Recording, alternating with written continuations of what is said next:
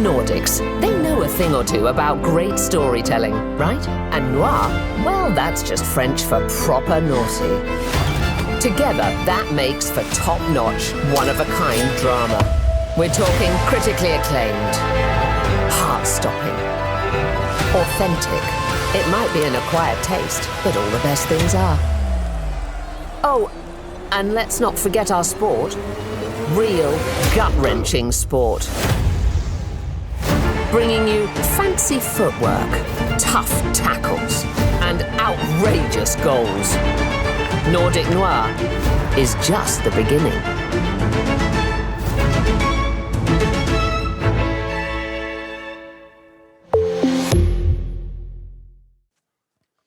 Perfect. Well, thanks very much for joining us, Matthew. Thank you. Would you be able to give us a very quick minute intro to your role at Viaplay and where you sit at the moment? Yeah, sure. I mean, it probably won't take a minute, actually. So I run the UK operations. I've been with Viaplay and its predecessors for over 10 years now, and previously ran a series of marcoms agencies, primarily based out of the UK, actually. So that's my background. Yeah. So in terms of Viaplay, I mean, historically, it's been very much a Scandinavian brand, but you've launched potentially quite aggressively internationally in recent years. What can you tell us about that international launch and, you know, where, when, why? Sure. No, I mean, it's very interesting listening to your presentation before, because if I wind back, what is it now, 36 years, we actually launched as a free-to-air broadcaster under the MTG brand, originally TV3. And we were broadcasting out of North London via the Astra satellite into Scandinavia, where you had literally 2 public service channels. And you wind all the way forward now, and we launched our first streaming service back in 2008, when I think Netflix was still sending out DVDs. So that was right at the beginning of this. And now here we are launching in the UK as of last November. And we're now in 13 different markets, into North America most recently, with the US and Canada are added as well. So we've been on this very rapid expansion since really the end of 2020, when we set a new strategy. We raised $500 million, and we said we need to expand, want to expand internationally, because it was very, very apparent to us. That chart you were showing earlier, we could see very clearly where viewers were going, and that was only accelerating, and particularly in Scandinavia, where you have such high levels of connectivity. So that's why we've come with Viaplay to the UK. Originally Nordic Noir, just the beginning, and then with the acquisition we made of Premier Sports, we've added a live sports component to that as well. So 2 price points, very similar to what we have in the Nordics. Yeah.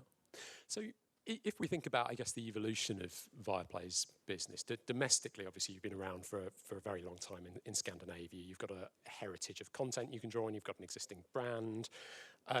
International's got to look very different from a strategy perspective. You can't lean on some of the same mechanisms that you've been able to grow your business domestically. So how does that work for you? Yeah, I mean, I would say yes and no on that. I think when it comes to live sports, obviously they're quite specific to each market. But having said that, we have relationships with the Premier League across 10 different markets, with NHL, with Bundesliga. So that although we don't have all of those rights here, we do have them across a number of other markets. So we have kind of lent on that with the international expansion. But I think even more importantly, with our Nordic Noir storytelling, that we know travels well. Yep. I mean, you'll probably all be familiar with Nordic Noir from the BBC, from ITV, Channel 4, Alta Presents, but now consolidated into our service. So we know that content travels. So we've been able to bring that to the markets that we come into across Europe and now into North America as well. So I think, you know, that is one of the elements in thinking about which markets we go into, because we are not a one-size-fits-all strategy, which differentiates us a little bit from our particularly American peers. So we are looking at each market on merit, both from a live sports and that Nordic Noir element. Then on top of that, of course, we lay out what we're doing locally in each market. And you may well have seen that we just announced that we're doing a new version of Rebus, which launches next year. We've just cast the main character in that. We've got Hilma, which is a film around the artist Hilma af Klint, which is coming next month. So there's a number of things we're doing locally as well. So it's basically live sports, then the Nordic storytelling, and then the local original content as well.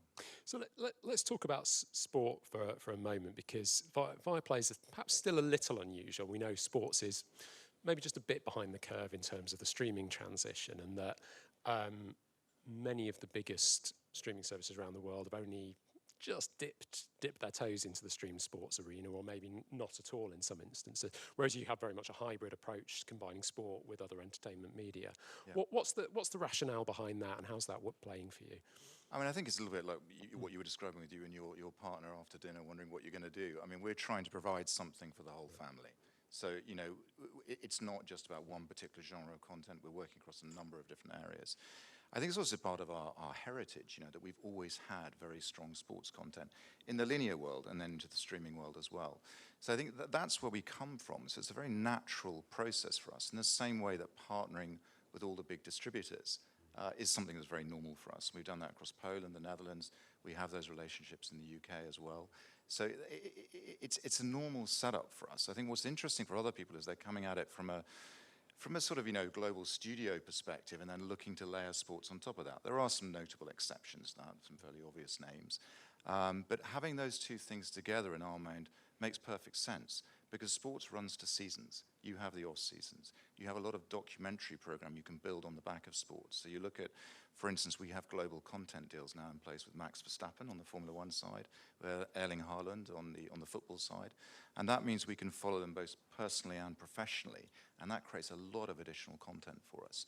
So we see it as a very natural symbiosis. And you know, it's not a strange setup for us. But you're right, it's still unusual in a European context. And I guess part of that is going to be linked to the way that sports rights have been sold historically. It's always been or often been mono-market. How much of a challenge has that been? I mean, there are a few instances there where we're talking about global deals. I still get the impression from talking to rights holders that they're still very focused on mono-market deals. What are the conversations you've been having? No, I mean, that's still right. Yeah. So it is still done market by market.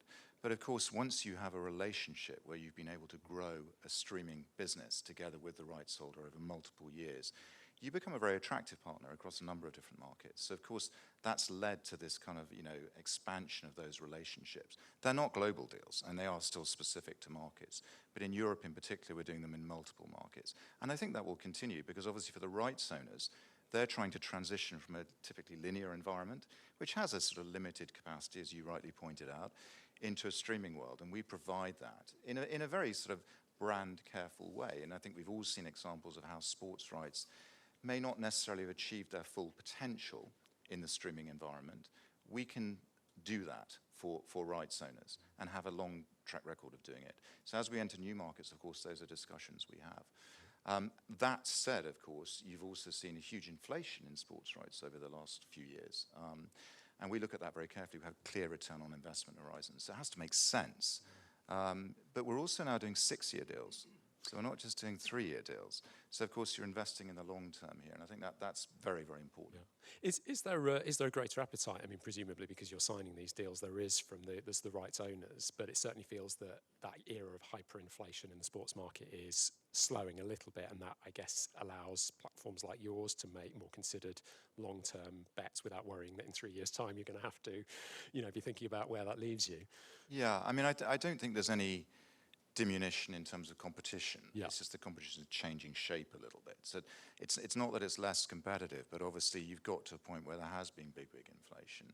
I think it's becoming more rational now, but you still have those standout rights that demand high prices. So when you look at the competition we face in these, you know, bidding processes or auctions, it's still pretty much the same number. Some of the names have changed, but fundamentally it's the same process. And typically people do have pretty rigorous return on investment. A lot of these companies are listed companies, Yep. so they have that requirement as well. So, but I think the interesting thing is you can do so much more. So if you think about the fact of being able to show all games live, you know, you're not limited by the bandwidth and all the constraints that surround linear presentation. But we do have linear channels as well. So you can play both sides of that. But there's so much more you can do now, which is the great thing for the rights owner. Yeah. And last question around sports, actually. So, but one thing that I think has stood out for us from a streaming perspective that differentiates from broadcast for sport is that it allows viewers in different markets to watch at perhaps times that would be inconvenient for broadcast. Like, it's the middle of the day. You're not going to be sitting at home watching on TV if you're at work, but you could get it up on your phone. Are you finding there's appetite for, you know, unusual times of viewing, perhaps in markets like the US or others where the time zones are a little different? Yeah, I mean, US for us at the moment is not a sports Not a market, sports market. right? So it's just at the moment, you know, the Nordic storytelling, which is both our own and third parties as well. So, I mean, I think not so much, but I think what you do see, that if you follow a smaller football club or hockey team or whatever it may be, you may be much more able to access the live content that would otherwise perhaps not have been made available to you. So I think that's one advantage. I think in the sort of consumer spending environment we're in at the moment, where there's a lot of pressure, paying £15 per month for as much as you want to watch of a particular or many different sports becomes hugely compelling versus the cost of a season ticket or going to a game or even going out to other forms of entertainment. So that's kind of lending itself to, I think, more in-home exploration of what you want to watch and, to your point earlier, how you want to watch it. This multi-device presence, we're trying to make ourselves available everywhere. So for anyone who wants to talk to me later, open to those discussions. But we are available on most connected TVs and through Sky and Amazon and Virgin. So So let's spend just a moment on the drama strategy. So we talked a bit about sport, and you mentioned Nordic Noir travels well. Who are the sorts of people who you find are interested in Nordic Noir? Yeah, it's not that specific in the sense it's pretty broad, actually. It is broad, and again, it's been in this country for a long time. So I myself have been an avid follower even before I had this role. So I think it's those formats are expanding, though. So it's not just sort of, drunk cop kills someone and, you then watch endless episodes of that unraveling itself. There's much more now. There's quite a lot of documentary programming. There's quite a lot of humoristic side, drama comedies, some reality formats. So it is much broader. So I'd hesitate to give it a pocket. But you'll also be aware with things like Walter Presents where you sometimes do find these audiences. But it is broadening out, I would say. And the bridging between sports and non-sports content is becoming somewhat easier. We're looking at a lot of non-live formats as well. So it's interesting to see. So I expect, the Nordic Noir to continue to broaden out for us. But we're doing 130 new premieres every year. So, it's a huge amount of content that we're bringing in. So I think the appeal will become greater and greater. And that's a massive investment at a time when we're seeing a lot of the big streamers looking at things slightly more skeptically now. I think Netflix produces 700, 800 titles a year, so it's a sizable proportion of the sheer volume that they're putting out. So it's big ambitions for this, I presume. Yeah, slightly different cost structure.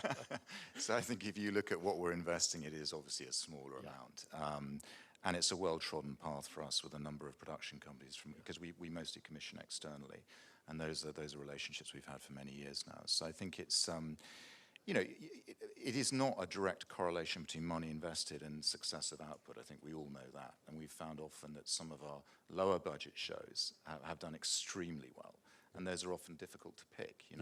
So I think our ambition levels around that level of output will continue.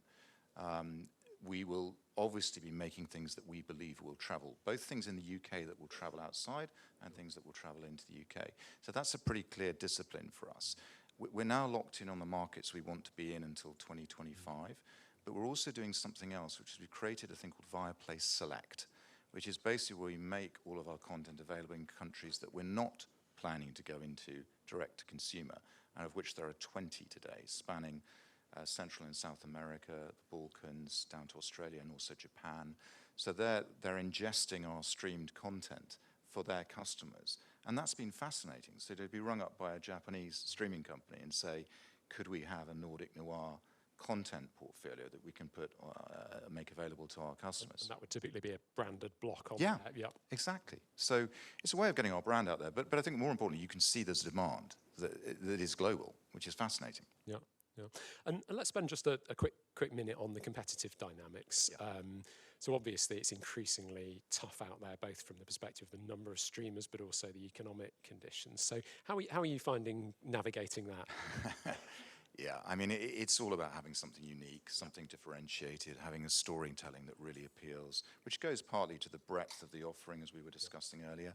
So I think this combination of live sports, of really interesting dramas, which are quite specific to the market, broadening out, yes, but quite specific to the Nordic markets, that has an appeal, and that works for us. I think you do see that more and more services begin to look quite homogenous, look quite similar, and standing out in that environment is very important, at an attractive price point, of course. That goes without saying. But you have to have something different. Live sports is the obvious one, right? Because you have that exclusive, typically. But the broader offering we have, I think, does mark us out. And I think coming back to your earlier point about policymakers and that side of things, I mean, this whole creation of a European champion is something we're very focused on. You know, we want to be that European champion that challenges in a global environment, and want to have a situation where we're incentivized to invest more and more and more in local content, which we do a lot of, as you can see from the 130. But that requires some thought from a policy perspective as well. Yeah. Yeah. Well, very last quick question, because I know we're just about out of time. So what are the next steps for you? What does the near-term future hold that you can tell us about? Yeah, no, exactly. And the answer to that is always things you can't tell you about. Yeah, no, I mean, there's obviously that pipeline that we have on the Nordic Noir side. We, of course, are constantly looking at sports rights and you know, how our offering stacks up and what we could potentially add to that. And then there's the partnering discussions, because we want to have even more embedded and deeper relationships with all the names I mentioned earlier. So we're exploring all of that as well. You know, I think on the connected side, I mean, we have relationships with a lot of the TV companies, and we want to do more of those as well. So it's pretty broad. You know, we've been here for 5 months now. We've been in the market for 35 years, but we've been here for 5 months in terms of a product offering. So there's a lot to do, and we've got a big team, and we're very committed. So based down in Chiswick, 150 people down there. So we're really looking forward to growing it very fast. Fantastic. Well, I think we're out of time, but thank you very much. That was fascinating. Great. Really appreciate it. Thank you very much. Thank you. Thanks.